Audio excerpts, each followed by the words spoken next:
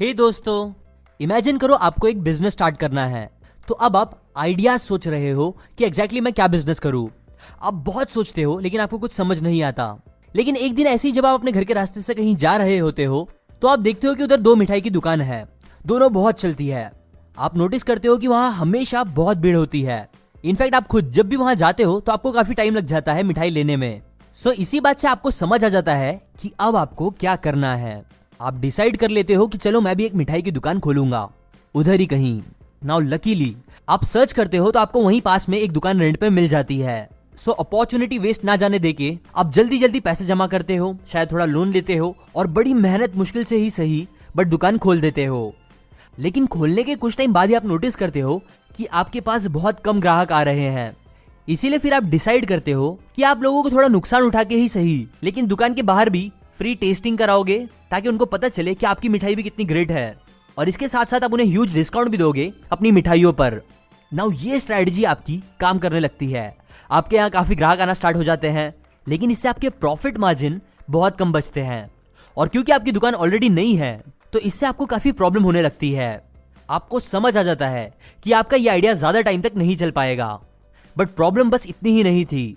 इसके बाद जब दूसरी मिठाई वाले भी ये देखते हैं कि उनके ग्राहक आपकी दुकान पे आना स्टार्ट हो गए हैं तो फिर वो भी अपनी दुकान पे ह्यूज डिस्काउंट देने का ऑफर स्टार्ट कर देते हैं।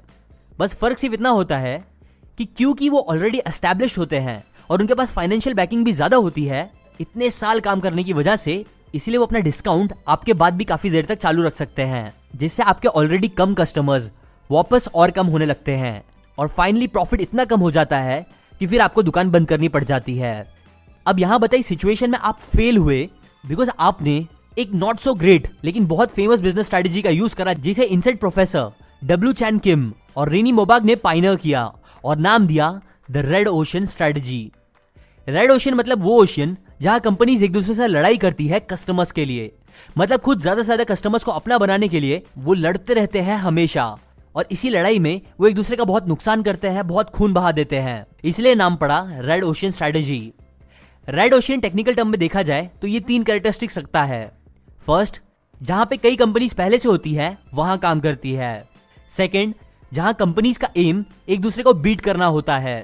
थर्ड, जहां एग्जिस्टिंग डिमांड्स की नीड को पूरा किया जाता है, वो भी इंडस्ट्री की बाउंड्री और रूल्स जो पहले से सेट हुए होते हैं उन्हें फॉलो करते हुए। एग्जाम्पल, मिठाई बेचने के बिजनेस में ऑलरेडी कुछ रूल सेट होते हैं, जैसे कि शायद आपको एक भीड़ वाली जगह पे ही दुकान खोलनी होगी, मिठाई फ्री में टेस्ट कराना होगा, फ्री होम डिलीवरी देनी होगी, या ऐसे कुछ रूल सेट किए गए होंगे ऑलरेडी एग्जिस्टिंग मार्केट में जिसके हिसाब से आपको चलना होगा। बिकॉज अगर आप वैसा नहीं करोगे तो कस्टमर्स नहीं आएंगे, प्लस आपको कुछ एक्स्ट्रा भी करना होगा कंपटीशन से लड़ने के लिए। और ये मिठाई की डिमांड जो ऑलरेडी एस्टैब्लिश मार्केट में होती है उसे पूरा करने को ही एक तरह से बोलते हैं रेड ओशन स्ट्रेटेजी। नाउ इससे बेटर ऑथर्स बोलते हैं कि एक और रास्ता है, एक और स्ट्रेटेजी है जो आप यूज कर सकते हो जिसका नाम है ब्लू ओशन स्ट्रेटेजी। एग्जाम्पल, 1984 में गीला लबते ने सर्क द सुले फॉर्म करा। ये एक सर्कस था जो अपने आप में बहुत खास था, जिसके फॉर्म होने के कुछ टाइम बाद ही सर्क ने इतनी रेवेन्यू जनरेट कर दी जितनी रिंगलिंग ब्रदर्स जो अमेरिका के one of the biggest circus थे उनको भी मोर देन अ सेंचुरी लग गई थी जनरेट करने में। और कमाल की बात यह है कि उन्होंने ये तब करके दिखाया जब सर्कस की डिमांड लॉन्ग टर्म डिक्लाइन पे थी। सो क्यूरियसली ये क्वेश्चन आता है कि आखिर कैसे उन्होंने ये पॉसिबल किया। वेल देखो, सर्क द सुले ट्रेडिशनल और पुराने सर्कस जैसा नहीं था। उन्होंने क्या किया कि सर्कस और थिएटर इन दोनों की बीच की लाइन को ब्लर कर दिया अपनी कंपनी में। मतलब उन्होंने थोड़ा थोड़ा इन दोनों चीजों को मिक्स करके एक नया ही फॉर्मेट स्टार्ट कर दिया जैसा दुनिया ने पहले कभी नहीं देखा था। उन्होंने अपने एक्ट्स को काफी आर्टिस्टिक और क्लासी बनाया, जिससे क्या हुआ कि एक बिल्कुल न्यू ग्रुप ऑफ इंडिविजुअल्स जो पहले बस हाई क्वालिटी थिएटर और ओपेरा देखने के लिए पैसे खर्च करते थे, वो भी प्रीमियम, वो अब इस न्यू फॉर्म ऑफ सर्कस को देखने के लिए रेडी हो गए, वो भी काफी हाई प्राइस देकर। इसके साथ साथ उस सर्कस ने हाई एक्सपेंस वाले एनिमल एक्ट्स और स्टार परफॉर्मर एक्ट्स को अपने बिजनेस से निकाल दिया, जिससे उनके प्रॉफिट्स और ज्यादा बढ़ गए।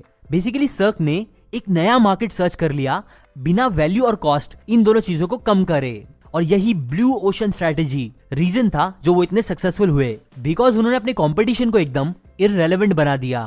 आपने ये तो जरूर सुना होगा कि अगर बिजनेस में कामयाब होना है तो आपको आपके कंपटीशन को बीट करना पड़ेगा। बट ब्लू ओशन स्ट्रेटेजी में ये बात सच नहीं है, क्योंकि ये वो स्ट्रेटेजी है जिसमें कोई कंपटीशन होता ही नहीं है। क्योंकि यहाँ आप रेड ओशन से दूर जाके नए क्लीन ब्लू ओशन के साफ पानी में तैरते हो बिना किसी से लड़े, जो सबसे बेस्ट होता है बिजनेस में according to many research. Example, एक स्टडी करी थी डॉक्टर डब्ल्यू चैन किम और रेनी बोबाग ने ही, जिसमें उन्होंने टोटल 108 न्यू बिजनेसेस को स्टडी करा 30 से ज्यादा डिफरेंट इंडस्ट्रीज में, वो भी काफी इंटेंसिवली। अब इस 108 में से उन्होंने देखा कि 92 न्यू बिजनेसेस जो थे वो रेड ओशन स्ट्रेटेजी यूज कर रहे थे। मतलब वो कंपटीशन से बेटर प्रोडक्ट बनाना, बेटर सर्विस देने की कोशिश कर रहे थे, उन्हें आउट परफॉर्म करना चाह रहे थे। जबकि रिमेनिंग 16 बिजनेस जो थे वो ब्लू ओशन स्ट्रेटेजी यूज कर रही थी। अब कई साल के टाइम फ्रेम में जब इन कंपनीज के टोटल प्रॉफिट को देखा गया तो पता चला कि जो 92 companies red ocean strategy use कर रही थी उन्होंने टोटल बस 39% प्रॉफिट्स को कवर किया, जबकि बाकी बची बस 16 ब्लू ओशन स्ट्रेटेजी वाली कंपनीज ने अमेजिंगली 61% प्रॉफिट कवर करे उन टोटल 108 कंपनीज में से। और इतना भी नहीं, इन्हीं कंपनीज पर जब उन्होंने और कई साल रिसर्च करा तो उन्हें पता चला कि उन कंपनीज ने फिर अपने मार्केट को एटलीस्ट 10 से 15 साल तक डोमिनेट करा, कंपनी के ओनर्स को बहुत बहुत रिच बनाते हुए।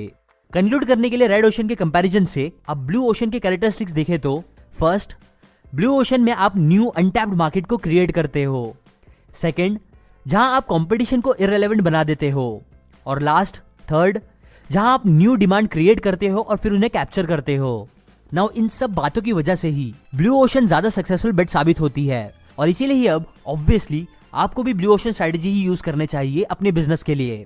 बट अब क्वेश्चन आता है कि वो आप कैसे कर सकते हो। तो वेल उसके लिए ऑथर्स ने कई टूल्स दिए हैं अपनी बुक ब्लू ओशन स्ट्रेटेजी में, जिसमें से एक टूल का नाम है 4 एक्शंस फ्रेमवर्क। 4 एक्शन फ्रेमवर्क में 4 चीजें आती है जो करके आप अपने बिजनेस को, स्टार्टअप को ब्लू ओशन में ला सकते हो। और वो 4 चीजें हैं, first eliminate, second reduce, third raise और फोर्थ क्रिएट।